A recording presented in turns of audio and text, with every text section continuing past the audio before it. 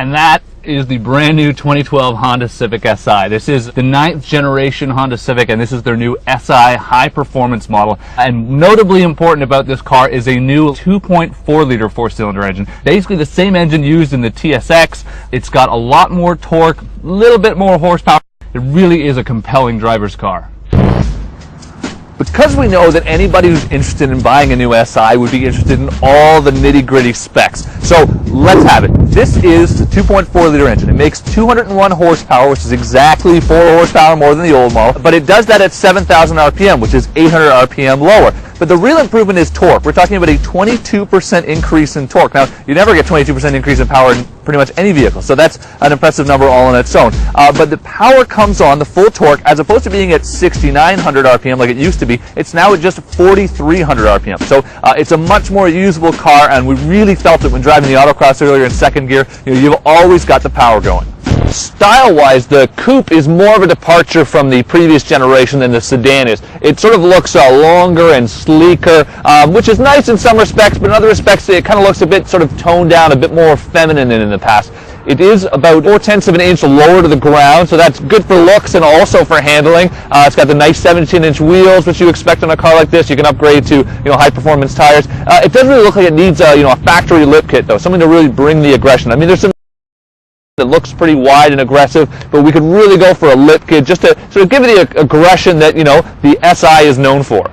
As we experienced on the autocross and driving around on the regular street, the car is a hoot to drive. Honda beefed up some other components. We're talking about some things like front sway bars are 1 millimeter thicker, and the rear sway bar is actually 4 millimeters thicker. And that really helps to deliver the sort of lift throttle oversteer that front-wheel drive cars really need. Like previous generation cars, it also comes with a good old-fashioned mechanical limited slip differential. We really find when driving this car, even with the traction control on, it really, it doesn't come on very often, because the system does such a good job of distributing power to the appropriate wheel that you just don't feel it kick in all that often.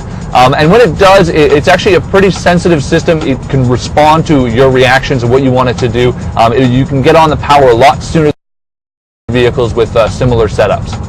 But perhaps the coolest addition for this year has to do with the VTEC system. Honda's actually engineered a little light that illuminates when the VTEC system kicks in, so at about 5,500 RPM. And it actually lights beyond that with 4 yellows and then 2 reds right at the top when it's time to shift. And it's pretty cool.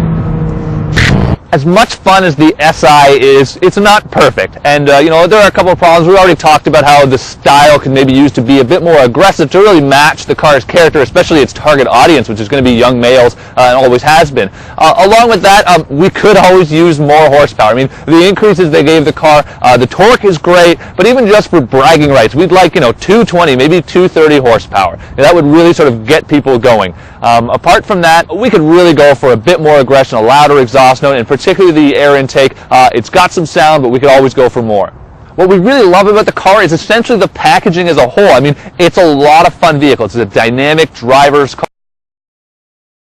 The brakes are good. The suspension's really nice. It actually isn't harsh at all like a lot of some tuner cars you find on the market. You can add into that whole handling aspect, the limited slip differential. We really like it, and we like that Honda's stuck with the differential that just has a great feeling, and you really kind of know what you're doing behind the wheel. On top of that, we can be pretty sure that while some people are, especially the tuners, will be upset with the lack of horsepower, they're hoping for more, that they will actually love tuning this car, because it will really pick up on power adders that a lot of guys buying this car will add. The 2.4 liter engine, a lot of other cars, has already been exploited. Gains are really easy to make compared to some of the previous Honda engines, so tuners will get a lot of fun out of this package.